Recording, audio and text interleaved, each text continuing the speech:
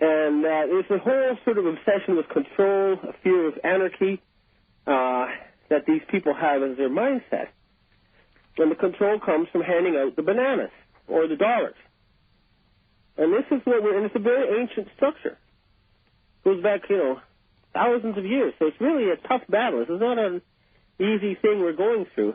But nonetheless, we now have the British Empire, the Vatican, and even the Arab Gulf states, and of course the Asians, they're all supporting a new system.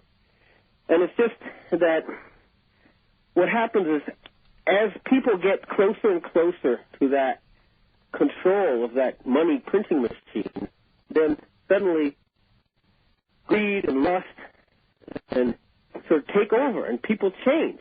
Not very many people can resist a $1 trillion bribe. But there are people who can and will and do. I know $1 trillion bribe. Billions of dollars. Instead, he refuses. And it's on a modest income. He holds the right over things that he won't give away because it's got to be for the greater good of the planet, for the individual. And there are a bunch of us like that. I mean, me too. I mean, I know you'll find it hard to believe. I've mentioned it before, but the Rockefellers, the last time they contacted me, they offered me, ownership of General Electric and General Motors.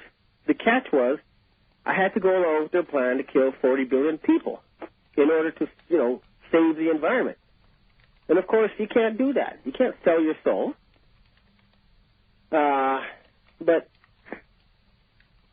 it's very close to the end game. It's not over. We're still sort of flopping back and forth. When we still see these jerks on TV every day, and we still see people being killed in Iraq and Afghanistan, then you know it's not over. Well, we're talking 5 or 6 million people since the first Gulf War.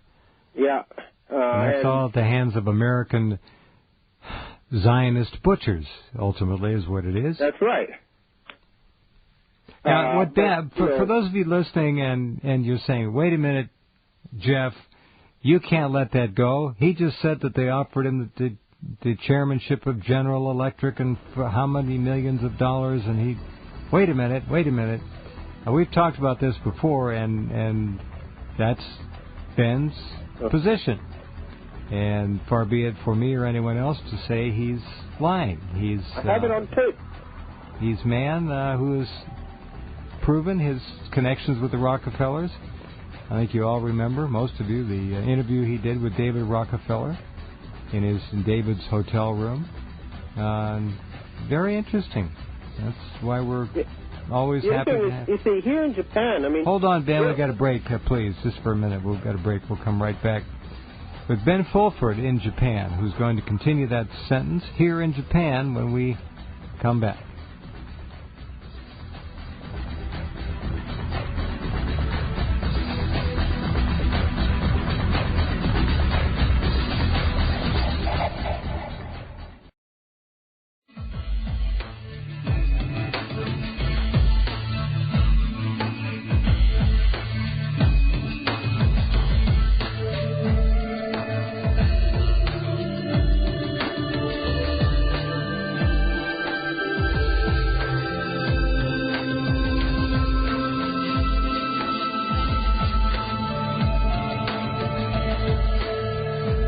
Okay, back with Ben. All right, Ben, go ahead. Yeah. Okay, I mean, you see, as the Asia-Pacific bureau chief at Forbes, I got to meet all the movers and shakers here in Japan, Prime Minister... Well, you're a best-selling author there. You're a best-selling author there, too. Sure. So I know all these people personally, and I have for years, who run the country informally. And they for years they're saying, your people are controlled by the Rockefellers. And I'm thinking, what a bunch of superstitious people these are, right? So finally, when funny things started happening to me, they offered me to join secret societies and all this crazy stuff started happening. I did the research. I had to go back to the 1918 edition of Forbes magazine to figure this out. But John Rockefeller I was worth $300 billion in today's money at that time. And suddenly, he gave it all away, and he was poor. Well, he didn't give it away. he put it into a foundation, which he then controlled, but you didn't have to pay inheritance tax, and you don't have to disclose anymore. And that's what they all do. They get very rich and they create a foundation. So the world is ruled by the people who run these family foundations, and the biggest ones are run by the Rothschilds, and they number the trillions of dollars. You recently had on your page that Queen Elizabeth was worth $33 trillion. Mm-hmm. And so these are the secret rulers, and they rule by controlling the money. The golden rule, according to them, is he who has the gold makes the rules. And what happened in Japan was that at the end of World War II, control of this country passed from the Rothschilds to the Rockefellers. And I was able to find all this out, using conventional financial documents and stuff. And I talk almost every day now with Rothschild representatives. And I think I've said this before, but the situation we're facing right now is that 90% of the dollars ever created are not owned by Americans. They're owned by Arab oil sheiks and, Chinese and Japanese and European trillionaires and whatnot. And they don't want these dollars to become worthless pieces of paper. The problem is that since the Clinton Greenspan years, the owners of the Fed have gone and created literally quadrillions of dollars of fake dollars created through fraudulent Ponzi scheme derivatives. And so the battle that's going on now is between the people who have the honest dollars that are made from real trade and these fraud dollar people. And the honest dollar people want to erase all the fraudulent dollars from the books because they never really existed. And then take the real dollars and back them with gold and then rename the currency something else, maybe the Hong Kong dollar. Because it never was the U.S. dollar, not since 1913.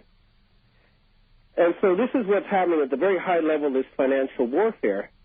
And you have people like George Bush and Clinton and that whole gang of criminals who's taken over your government since 1985 and, killed Kennedy and been plotting it since long before. I mean, the Nazis are doing everything they can to prevent this. They thought they almost had their world totalitarian government. It was just within grasp. They passed the Lisbon Treaty. They got an elected EU president. They put Obama in as chairman of the United Nations Security Council. They passed the fascist Patriot Act. They thought they had it. And they did not expect the Asians and then the Arabs and everybody else to cut them off and say, no, we're not giving you any more money.